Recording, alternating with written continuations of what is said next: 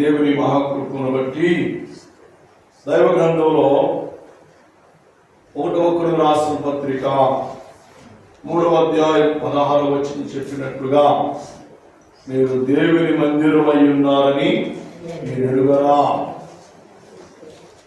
అలాగే యోబు గ్రంథం 31వ వచనంలో దేవుడు సెలవిచ్చినట్లుగా నా కనులతో నేను నిబంధన చేసుకున్నాను. ఇలా నిబంధన చేసుకుంటే మనము దేవుని మందిరం అయిపోతాం, దేవుని మందిరంగా మనం ఉంటాం. ఇలా దేవుడు మనల్ని సృష్టించింది, దేవుడు తన పోలిక చొప్పున తన స్వరూపము చొప్పున దేవుడు మనలను నిర్మించింది. ఎందుకంటే మనం ఆయన దేవాలయముగా ఉండాలి, ఆయన మందిరముగా మనం ఉండాలని.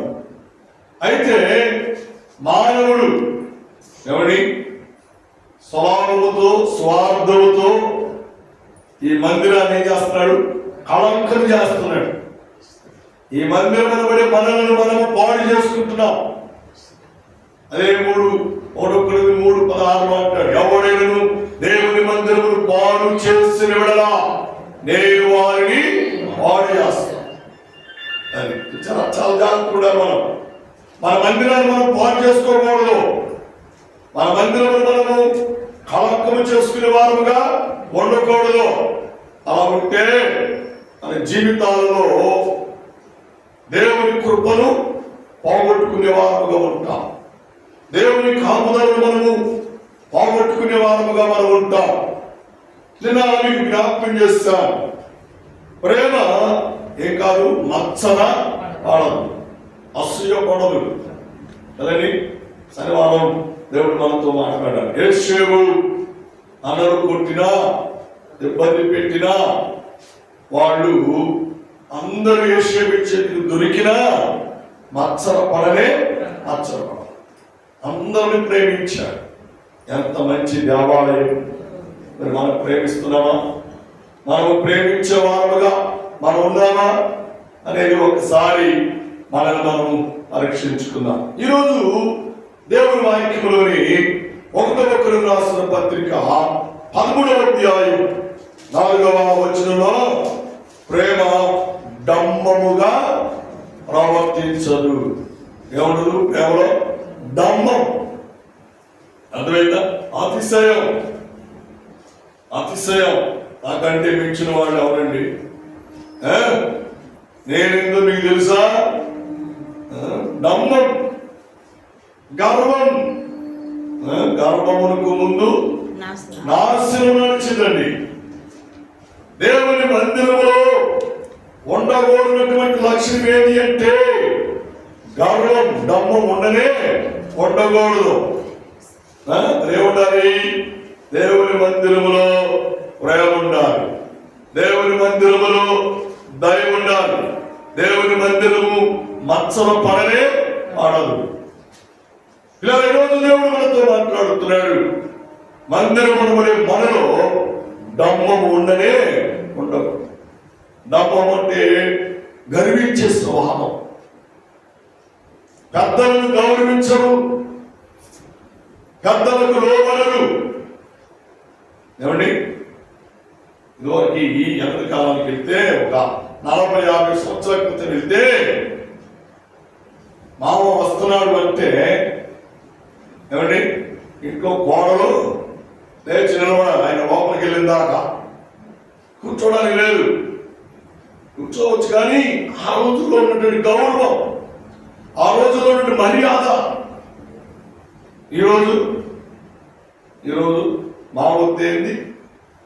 ఏమండి, బావొత్తి ఏంది? బావలేదు, బావలేదు, ఎప్పుడు లేరండి. స్టైల్గా చాలా అఫీషియల్గా కుర్చీలో కూర్చోవడం, వీలైతే కాలు మీద కాలు కూడా వేసుకుంటున్నారు. ఎంత భయంకరమైన పరిస్థితి అండి. డంబం మనిషిని పాడు చేస్తుందండి. డంబం మనిషి విలువను పోగొడుతుంది, కోల్పోయే పరిస్థితిని దిగజారుస్తుందండి. అమ్మా, దేవుని మందిరం అనబడే మనలో, దేవుని వాక్యం విన్న మనలో దేవుని యొక్క సన్నిధిలో ఉన్న మనలో, ఉపవాసం ఉంటున్న మనలో ఏముండకూడదు? డంబం ఉండకూడదు. నీకు అర్థం కావడానికి ఒక మాట చెప్తాను. డంబం అనేది ఎలా ఉంటుందో ఒక మాట చెప్తాను. యేసుక్రీస్తు వారు సెలవిచ్చిన మాట ఏంటి అంటే చాలా శ్రేష్టమైన మాట. ఒక రైతు వ్యవసాయం చేస్తున్నాడు, పొలం పండిస్తూ ఉన్నాడు. ప్రతి సంవత్సరం పండే పంట కంటే 7 పంట పండింది. మంచి పంట పండిందండి, మంచి పంట పండింది. ఆ పంటను చూసుకొని అతిశయించాడు, డంబాన్ని ప్రదర్శిస్తున్నాడు. నా ప్రాణమా తినుము త్రాగుము సుఖించు, కొన్ని సంవత్సరము తిన్నా కూడా తరగని ధాన్యమును నేను నీకు సమకూరుస్తున్నాను. ఎంత భయంకరమైన డంబమండి, ఎంత భయంకరమైన అతిశయమండి, ఎంత భయంకరమైన గర్వమండి. ఇంకా పంట కొయ్యలా, పంట ముడవలేదు, ధాన్యాన్ని ఇంటికి కాలేదు. కానీ పంటను చూడగానే తనలో తాను అతిశయపడుతున్నాడు, డంబముగా ప్రవర్తిస్తున్నాడు. డంబమండి. ఈ రోజున ఇచ్చినది దేవుడు ఇచ్చాడు అని దేవునికి స్తోత్రాలు చెల్లించాలి. ఆ రైతు ఏం చేయాలంటే, దేవా ప్రతి సంవత్సరం కంటే ఈ సంవత్సరం జ్ఞాపకం చేసుకున్నావు, నా స్థితిగతులు జ్ఞాపకం చేసుకున్నావు, నా కష్టానికి జ్ఞాపకం చేసుకున్నావు, ఇంత మంచి పంట నాకు నీవు ఇచ్చావు ప్రభువా, నీకు వందనాలని దేవునికి స్తుతులు చెల్లించవలసిన ఆ మనిషి, ఆ వ్యక్తి ఏం చేస్తున్నాడు? అతిశయిస్తున్నాడండి, డంబముగా ప్రవర్తించాడు. తన మనస్సును, తన ఆలోచన చూచిన దేవుడు అంటున్నాడు, ఎర్రివాడా అంటున్నాడు. ఏమంటున్నాడు చెప్పాలి? ఎర్రివాడా అంటున్నాడు. అర్థమైందా? ఇచ్చిన ఆయన్ని మర్చిపోతే, సహాయం చేసిన దేవుడు మర్చిపోతే, మేలు చేసిన ఆయనను మనము ఏమండి స్తుతించకపోతే, ఆయన దృష్టిలో మనం ఎలాంటి వారం? ఎర్రివారం అయిపోతాం. అమ్మా బాబు, అలా ఉండకుండా ఉండాలి అంటే మనం ఏముండకూడదు? డంబం, అతిశయం, గర్వము లేదా మన కుటుంబానికి, మన జీవితానికి ఏమాత్రం క్షేమము కానే డంబముగా ప్రవర్తించు. అందుకే బయట ఒకటి మాట రాయబడింది, కొందరు గుర్రమును బట్టి, కొందరు కథలను బట్టి అతిశయపడతారంట, డంబముగా ప్రవర్తిస్తారంట. ఇదివరకు ఇంట్లో చిన్న టీవీ ఉంటే ఎంత గొప్ప కదా. ఇదివరకు రోజు ఎవరికైనా ఫోన్ ఉంటే ఎంత గొప్ప, ఎవరికైనా అప్పట్లో సైకిల్ ఉంటే ఎంత గొప్ప. నేను పిల్లలప్పుడు పెళ్లి సంబంధానికి వచ్చినప్పుడు ముందు వాళ్ళు అడిగేది తెలుసా? వాచ్, సైకిల్ కావాలి. కారణం ఏంటంటే పొలానికి వెళ్ళాలి, మూటలు తీసుకెళ్ళాలి, మొయ్యాక సైకిల్ అడిగేవాళ్ళండి. సైకిల్ కఠినంగా. ఇప్పుడు సైకిల్ అడిగేవాళ్ళు ఉన్నారా? సైకిల్ పెడతామంటే సంబంధానికి వచ్చిన కిందకి మేము చూసి పప్పు అంటారు కదా. ఇప్పుడు మనోళ్ళు మామూలు బళ్ళు అడగట్లా, ఎఫ్జెడ్ అరేషపు ఎఫ్జెడ్ అది బుల్లెట్. అంటే స్థితిగతులు మార్చబడ్డాయి, పరిస్థితులు మార్చబడ్డాయి. ఒకప్పుడు వర్షం వస్తే ఇల్లంతా తడిసిపోయేది, ఆ ఇంట్లో ఎలుకలు ఏలు కొట్టుకునేవి, ఏ మనిషి. ఈరోజు ఎన్ని మార్చిపోయి దేవుడు మార్చివేస్తాడు, పరిస్థితులు మార్చివేస్తాడు. మంచి బిల్డింగ్ దేవుడు మనకి ఇచ్చాడు. ఇచ్చిన దేవుడికి ఏం చేయాలి? థ్యాంక్స్ చెప్పాలి, వందనాలు చెప్పాలి. కానీ అతిశయం. మా ఇల్లు చూసావా? మా ఇల్లు కింద మా ఇంట్లో వేసిన టైల్ చూసావా? మార్పులు చూసావా? మా ఇంటి కలర్ చూసావా? ఇంకొక అడుగు ముందుకేది మా ఇల్లు బాత్రూమ్ చూసావా? అంత అతిశయం అండి. మనుషులు ఇచ్చిన దేవుని మర్చిపోతున్నారు, ఇచ్చిన దేవునికి థ్యాంక్స్ చెప్పలేకపోతున్నారు, వందనాలు చెప్పలేకపోతున్నారు, డంబముగా ప్రవర్తిస్తున్నారండి. అతిశయంగా ప్రవర్తిస్తున్నారు. చాలా భయంకరమండి. ఇలా నిన్న నేను మా పాస్టర్ గారు మెడ్రాస్ వెళ్ళాను. పాస్పోర్టు ఇంటర్వ్యూకి వెళ్ళాను. మా విశ్వాసులు దగ్గరికి వెళ్దామని ప్లాన్ చేసి కానీ ఎందుకో మనసు రాలా. ఆ డైరెక్టర్ గారు అమ్మగారి దగ్గరికి వెళ్ళాం. చాలా పెద్ద 76 సంవత్సరాలు ఆమెకి. 76 సంవత్సరాలు పండు ముసలి పని మనిషి రావట్లా, అంటూ లేరు. అమ్మ అనగానే ఆమె టీ కాఫీ రెడీ చేసేసింది. ఆమె దోశ వేసేస్తుంది. మా పాస్టర్ గారు ఉంది, మా బ్లెస్సీ ఉంది. మా బ్లెస్సీ తమిళ వచ్చు, తమిళలో మాట్లాడుతుంది. అవంటుంది ఏం తెలుసా, అయ్యా పాస్టర్ గారు బ్లెస్సీ, నేను మీకు చేస్తే అది నాకు ఆశీర్వాదం. 76 సంవత్సరాలండి. పండు ముసలామి. ఆమె భోజనం రెడీ చేసింది, ఆమె సాంబార్ కాసింది, ఆమె రసం చేసింది, ఆమె మోసం కూడా ఉండింది. అన్ని రెడీ చేసి కబకబా పంపించేస్తుందండి. ఆమెకున్న ఆస్తి అంత తెలుసా, ఆమెకున్నటువంటి స్థితిగతులు తెలుసా. 1000 సంఘాలు ఉన్నాయి ఆమెకి. 1000 సంఘాలు. 1000 సంఘాలు. సంఘాలే కదండి. స్కూళ్ళు కానీ, కాలేజీలు కానీ, హాస్పిటల్ కానీ ఎన్నో ఉన్నాయి. ఆమె ఆస్తి విలువ ఈ రోజున 1000 కోట్లకు పైన ఉంటుందండి. 1000 కోట్లకు పైన ఉంటుంది. ఆ తల్లి మమ్మల్ని ఎంతో ప్రేమించిందండి, ఎంతో ప్రేమించింది. చక్కని పరిచర్య.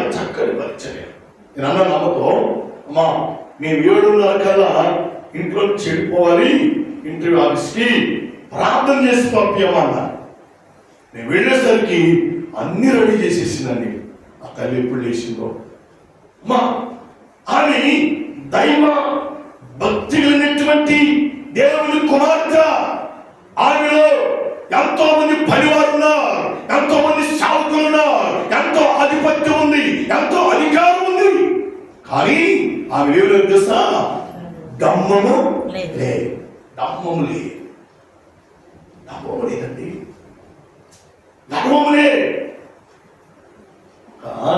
ఆంధ్ర పాస్టర్ని, వాళ్ళ దగ్గర చదువుకున్న వాడిని, వాళ్ళ దగ్గర నేను పెరిగిన వాడిని, నా ఆత్మీయ తల్లి ఆమె.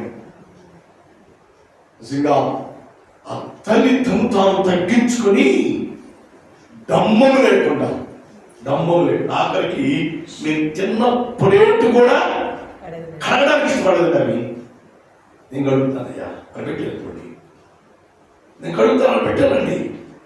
ఈ రోజున ఆ మనస్సు నీకుందా, ఆ హృదయం నీకుందా, ఆ తలంపు నీకుందా, ఆ ప్రేరేపణ నీకుందా? ఒకసారి మనల్ని మనం పరీక్షించుకుందాం. సహోదరి, ఎదురు సహోదరులు మనం చూచినప్పుడు, తోటి సహోదరులు మనం చూచినప్పుడు, మన కుటుంబ సభ్యులు మనం చూచినప్పుడు, మన అన్నదమ్ములను మనం చూచినప్పుడు, మన అక్కజనులను మనం చూచినప్పుడు, మనం ఎలాంటి పరిస్థితి, ఎలాంటి దమ్మము, ఎలాంటి ప్రేమను మనం కలిగి ఉన్నామని ఒక్కసారి మనల్ని మనము గ్రహించుకోవాలి, అర్థం చేసుకోవాలి. దేవునికి స్తోత్రం. హల్లెలూయా. పిల్లరా, మన జీవితంలో ప్రేమ కలిగి ఉండాలి, కానీ ప్రేమలో దమ్మను ఉండకూడదు, అతిశయం ఉండకూడదు. గత శనివారం జ్ఞాపకం చేశాను. యేషేబు అధికారులు ఉన్నాడు, యేషేబు మంత్రి అయి ఉన్నాడు, హోదా ఉంది, ఎంతో మంది పనివారు ఉన్నారు. తను కొట్టిన అన్నలు తన చేతులు దొరికా, ఎంత అధికారం ఉందని, నేను రాజ్యానికి మంత్రి అనే సంగతిని మర్చిపోయి తన అన్నల పాదములకు నమస్కారం చేస్తున్నాడు. తండ్రి దేవా, నా అన్నలతో కలిసి గడపడానికి, నా అన్నలతో కలిసి ఉండడానికి నీవు నాకు మంచి సమయాన్ని, మంచి యోగ్యతను నాకు ఇచ్చావని వారికి నమస్కారం చేస్తాను. ఎంత తగ్గింపండి, ఎంత ప్రేమని, ఎంత దమ్మము లేని జీవితాన్ని యేషేబు జీవిస్తూ ఉన్నాడు. ఈ రాత్రి ఉపవాసం ఉంటున్న నీవు దేవుని సన్నిధిలో గడుపుతున్న నీవు నీ భర్త పట్ల నీవు ఎలాగున్నావు, నీ భార్య పట్ల నీవు ఎలాగున్నావు, నీ బిడ్డల పట్ల నీవు ఎలాగున్నావు, నీ కుటుంబ సభ్యుల పట్ల నీవు ఎలాగున్నావు, నీ అత్తమామల పట్ల నీవు ఎలాగున్నావు, నీ తల్లిదండ్రుల పట్ల ఎలాగున్నావు. ఒకసారి మనల్ని మనం పరీక్ష చేసుకుందాం. దమ్మము మనలో ఉందా? దమ్మము ఉంటే నీ జీవితంలో ఎన్నటికి నీవు ఆశీర్వాదాలు పొందలేవు. నీ కుటుంబము వర్ధిల్లదు, నీ బిడ్డలు దీవించబడదు, నీవు దీవించబడవు. నీ జీవితంలో దేవుని ఆశీర్వాదాలు నువ్వు పొందలేవు. దేవుని స్తోత్రం. హల్లెలూయా. బంధువారముగా ఉండాలి అంటే ప్రేమ దమ్మముగా ఉండనే ఉండదు, గర్వం ఉండదండి. అది ఉండకుండా ఉండటానికి దేవుడు మనకు ఉపవాస ప్రార్థనలు దేవుడు మనకి ఇచ్చాడు. మనం నలగొట్టబడాలి, మన మనస్సు మారిపోవాలి, మన హృదయం మారిపోవాలి, మన క్రియలు మారిపోవాలి, మన తలంపులు మారిపోవాలి, మన ఉద్దేశాలు మారిపోవాలి, మన నడక మారిపోవాలి, మన చూపు మారిపోయి తగ్గించుకుంటే దేవుడు మన జీవిత తగ్గింపును బట్టి, దమ్మము లేని జీవితాన్ని బట్టి దేవుడు తగిన కాలంలో మనలను హెచ్చించువాడై ఉంటాడు. ఆమేన్. హల్లెలూయా. దేవుని కృప ఎంబడి కృపను దేవుడు మనకిచ్చువాడిగా ఉంటాడు అని దేవుని వాక్యము ద్వారా దేవుడు మనకు జ్ఞాపకం చేస్తున్నాడు. సహోదరి సహోదరుడా, చేతులు జోడించి మనం చేస్తున్నాడు. అమ్మా, దమ్మము మనలో ఉండనే ఉండకూడదు. యేసుక్రీస్తు వారిని యూదులు అడిగిన ప్రశ్న తెలుసా? నువ్వు యూదులకు రాజువా? నువ్వు రాజు అయితే నీవు రక్షించుకొని వీళ్ళందరినీ రక్షించు అని దమ్మముతో కూడిన మాట యేసుక్రీస్తు వారితో మాట్లాడుతున్నాడు. యేసయ్య ఏమన్నాడు తెలుసా? యేసయ్య ఏం చెప్పాడు తెలుసా? నువ్వు రాజు అంటున్నావు కదా, నువ్వు అన్నట్టే అన్నాడు. అంతేగాని ఆ రాజుని దేవుడు రాజుగా ఉండటానికి లోకానికి పంపించండి ఎక్కడ దమ్మముగా యేసయ్య మాట్లాడు. అందరూ చమరుగొని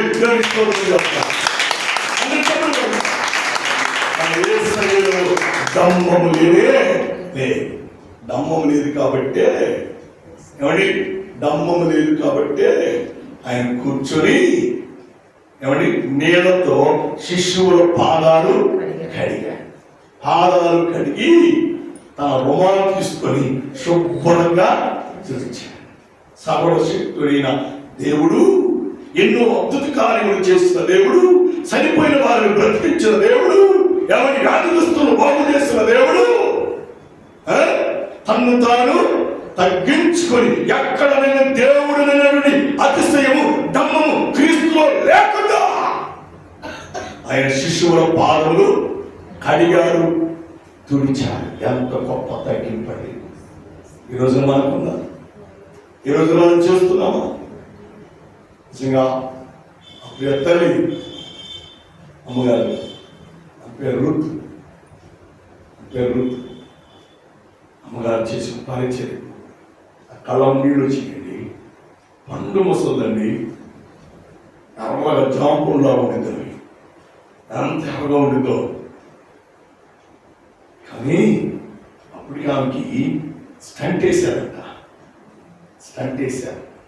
నేను పోయిన రోజే ఆమెకి ఏమైందో పాపం తెలియదు, కానీ షుగర్ 90 పడిపోయిందంట. షుగర్ 90 పడిపోయి నీరసం వచ్చి పడిపోయిందంట. అన్ని గౌరవ హాస్పిటల్ కాగితాలన్నీ తీసుకొని బయలుదేరడానికి వాడు పెద్దబాయి మాస్టర్ స్టాండ్ వాస్కి పోయిన సంవత్సరం మన చర్చి ఓటు మీకు వచ్చాను. స్టాండ్ వాస్ ఫోన్ చేసిందంట, నేను హాస్పిటల్కి వెళ్ళిపోతున్నాను జాగ్రత్త అని చెప్పి బయలుదేరిందంట. ఏం జరిగింది అని అడిగితే, నా షుగర్ డౌన్ అయిపోయింది, నా తాను తిరుగుతుంది, నేను పడిపోతున్నాను, దూరం వస్తుందని అంటున్నాను. వెంటనే అయ్యగారు చెప్పాడంటే, ఏమొద్దు కొంచెం నీళ్ళలో పందాలేసుకుని కిరగా తిప్పుకొని తాగేయాలన్నమాట. తాగింది. ఈరోజు నాకు ఫోన్ చేసింది, భయం ఆగల. ఎవరు లేవు క్యాంపస్లో, పెద్ద క్యాంపస్, ఇక్కడ నుంచి మన ఇంటి దూరం మొత్తం క్యాంపస్, చాలా పెద్ద క్యాంపస్. ఎవరు లేదు. వెంటనే నాకు ఫోన్ చేసింది, చేకొడతాం ఎవరు వీళ్ళు ఏదమ్మంటే, రమేష్ నాకేం బాగలేదు, కూర్చో అక్కడ ప్రార్థించి అని చెప్పి నన్ను కూర్చోబెట్టింది. ప్రార్థన చేస్తూ ఉంది.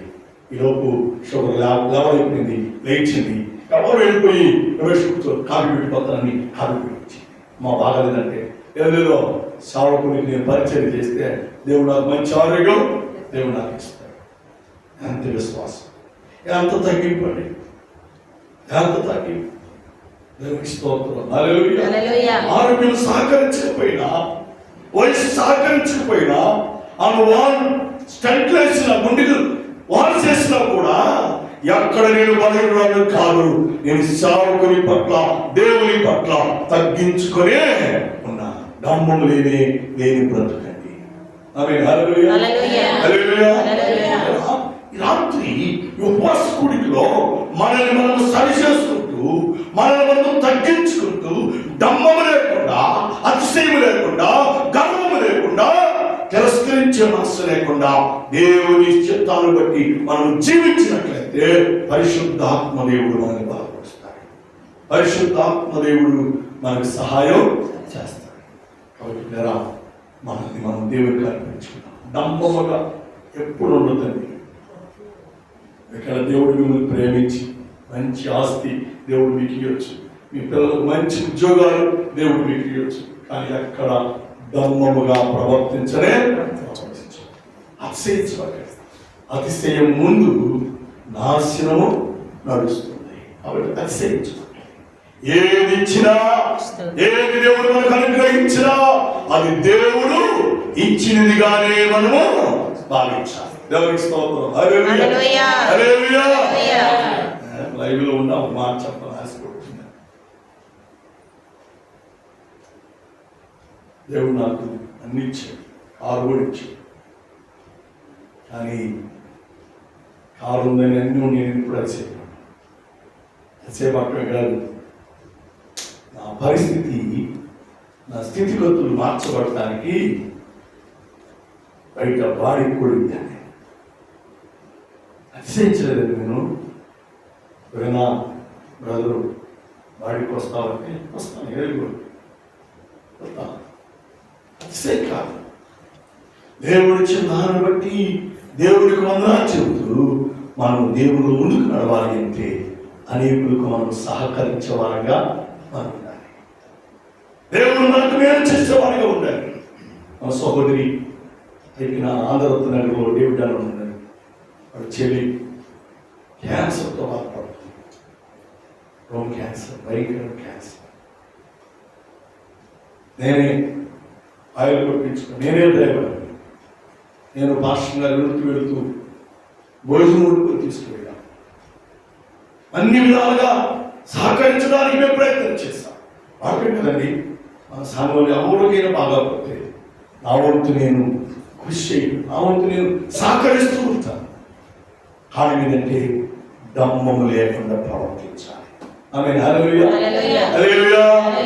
ఏందమ్మా అని అడుగుతున్నా. నేను పాస్టర్ అయితే కుదరదు అని నేను ఎప్పుడు చెప్పేవాడిని కానీ పాస్టర్నైనా నాకు మీ కుటుంబం, మీరు నా కుటుంబం. ఆమేన్. హల్లెలూయా. అప్పుడే క్రీస్తు మనలో మందిరముగా ఉంటాడు, నివాసంగా చేస్తాడు. అలాంటి అనుభవాన్ని మనం కలిగి ఉంటే పరిశుద్ధాత్మ దేవుడు రెట్టింపైన ఆశీర్వాదాలు, రెట్టింపైన దీవెనలు దేవుడు మనకు దయచేస్తాడు. అటు కృప, అతి సమాధానం దేవుడు మనకు దయచేసి దీవించునుగాక. ఆమేన్. ఆమేన్. ఆమేన్. తలలో వంచండి, ప్రార్థన చేద్దాం. తలలో వంచండి.